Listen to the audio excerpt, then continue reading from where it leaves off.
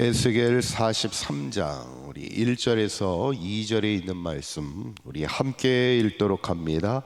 그 후에 그가 나를 데리고 문에 이르니 곧 동쪽을 향한 문이라.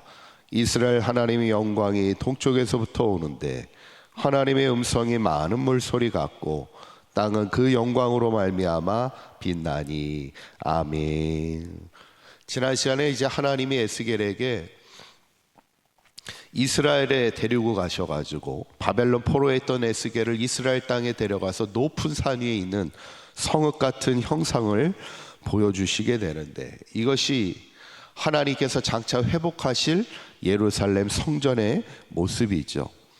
하나님은 장차 하나님의 성전을 회복해 줄 것을 에스겔에게 말씀하면서 너가 본 것을 이스라엘 백성, 지금 절망 가운데 포로 가운데 끌려가 있는 그들에게 그 너가 본 것을 그대로 전하라는 거예요. 그들에게 하나님의 성전이 회복될 것을, 희망을, 그 비전을 말하라, 그 얘기죠. 어쩌면 바라기는 우리 사강교회도 이 땅에 이 시대의 절망 가운데 있는 이들에게 하나님의 희망과 비전을 선포하며 살아갈 수 있는 그런 교회가 될 수 있기를 간절히 축원합니다. 오늘 보면은 이제 계속해서 하나님이 에스겔을 그 성읍 가운데, 그 성전 가운데 이것저것을 데리고 다니면서 보여주십니다. 동쪽에 향한 문, 북쪽과 남쪽을 향한 문, 바깥들과 안뜰을 이렇게 데리고 다니면서 보여주시고 또 직접 줄을 가지고 측량을 다 마치게 되죠. 그리고 이제 성전의 측량을 다 마치고 나서 이제 하나님이 에스겔을 동쪽을 향한 문으로 데려가시면서 놀라운 장면을 하나 보여주는데, 그것이 2절에 있는 말씀입니다. 한번 읽어보도록 합니다. 시작. 이스라엘 하나님의 영광이 동쪽에서부터 오는데 하나님의 음성이 많은 물소리가 같고 땅은 그 영광으로 말미암아 빛나니. 아멘. 뭐가 동쪽에서부터 오고 있다고요? 하나님의 영광이 동쪽에서부터 오고 있더라는 거예요. 여러분, 교회라는 것도 마찬가지고 하나님의 성전은 건물을 잘 짓는 것도 중요하죠. 물론 동쪽에 있는 문도 있어야 되고 사방으로 문도 잘 만들어야 되고 바깥 문도 뜰도 만들어야 되고 안뜰도 만들어야 되고 각종 방들도 많이 필요합니다. 그런데 성전에서 가장 중요한 게 뭘까요? 바로 하나님의 영광이 그 성전 가운데 임해야 된다는 거예요. 그래서 성전을 짓는 가장 봉헌식의 핵심은 출애굽에서는 이제 성막을 짓는 거였고, 왕국 시절에는 이제 솔로몬이 성전을 짓는 그런 봉헌식이 있었죠.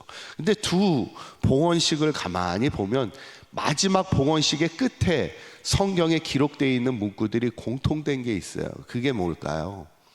성막을 다 지을 때도 여호와의 영광의 구름이 그 성막 위에 가득한 것을 보게 되는 거고, 솔로몬이 성전을 다 짓고 봉헌식을 마칠 때도 성경에 뭐라고 기록되냐면 하나님의 영광이 그 성전 가운데 가득하였다, 이렇게 성경은 말하고 있어요.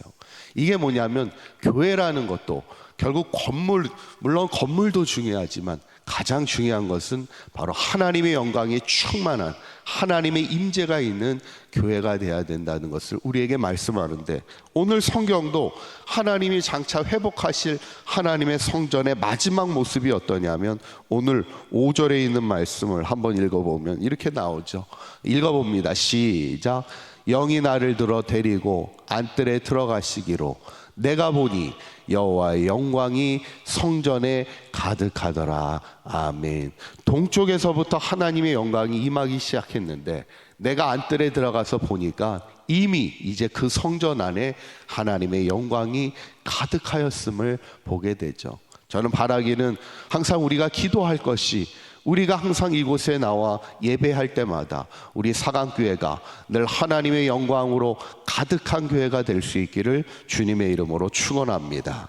그러면 어떻게 해야 하나님의 영광으로 가득한 교회가 될 수 있을까? 하나님의 영광으로 가득한 성전이 될 수 있을까? 오늘 하나님이 이렇게 말씀하세요. 7절에 있는 말씀입니다. 한번 읽어봅니다. 시작. 그가 내게 이르시되 인자야 이는 내 보좌의 처소 내 발을 두는 처소, 내가 이스라엘 족속 가운데 영원히 있을 곳이라. 이스라엘 족속 곧 그들과 그들의 왕들이 음행하며 그 죽은 왕들의 시체로 다시는 내 거룩한 이름을 더럽히지 아니하리라. 아멘. 마지막 절에 보면 다시는 내 거룩한 이름을 어떻게 하지 말라고요? 더럽히지 말라는 거예요. 성전이라는 것은 뭐예요? 결국 하나님의 영광이 나타나야 될 자리고 하나님의 이름이 높임을 받아야 될 자리인데, 어떻게 하면 하나님의 이름이 더러워진다는 거예요? 그 중간에 보면 음행이라는 말, 계속해서 이스라엘 백성들을 향해서 했던 얘기. 음행이라는 게 뭐예요?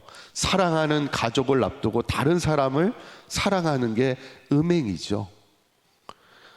이스라엘 백성이, 하나님을 사랑해야 될 백성이 하나님을 사랑하지 않고 우상을 따라, 세상을 따라 살아가는 게 영적 음행임을 계속해서 말씀하고 있는데, 하나님의 거룩한 이름을 더럽히는 게 뭐냐면, 하나님을 사랑하고 하나님을 섬겨야 될 백성이 하나님을 예배하지 않고 하나님을 사랑하지 않고 세상을 따라 살아간다는 거예요. 이것은 오늘날 교회도 마찬가지라는 거예요. 교회가 하나님을 사랑한다고 말하지만 실상은 하나님을 섬기는 것보다는 세상에 더 욕심을 가지고 살아간다면, 우리 그리스도인들이 하나님을 사랑한다고 말하지만 오히려 세상을 더 사랑하는 모습들, 세상 사람보다 더 악한 모습으로 살아가고 있다면, 어쩌면 세상 사람들은 우리를 보고 하나님의 이름을 욕할 수도 있다는 거죠. 그것이 하나님의 이름을 더럽게 할 수 있다는 것이죠. 분명 교회와 성도는 하나님의 이름을 높이는 자가 돼야 되죠. 저는 오늘 본문을 보면서 하나님의 에스겔을 통해서 하나님의 성전이 다시 회복될 것을 보여주면서 가장 중요한 것은 그 성전 가운데 하나님의 영광이 동쪽에서부터 임하여 그 성전 안에 가득히 충만한 것을 보여주시는 그 비전을 보면서 저는 바라기는, 우리가 새벽을 깨우며 기도하는 우리 성도님들이 우리의 사강교회를 위하여 늘 기도할 때마다 항상 이곳이 하나님의 영으로 늘 충만한 교회가 되고 하나님의 영이 살아 움직이는 그 임재가 있는 교회가 되어서 우리 성도들이 늘 하나님의 영광 가운데 살아가는 귀한 믿음의 백성들이 되어 세상에 나가 하나님의 이름을 거룩하게 전하며 세상 사람들에게 하나님의 이름을 욕되게 하는 인생이 아닌 하나님을 영화롭게 하는 믿음의 성도들로 승리하는 삶을 살아가는 우리 사강교회 모든 성도님들 되시기를 주님의 이름으로 간절히 축원합니다. 기도하겠습니다. 고맙고 감사하신 하나님, 주님의 피값으로 세워주신 우리 교회가 늘 하나님의 영광이 가득한 교회가 되기를 원합니다.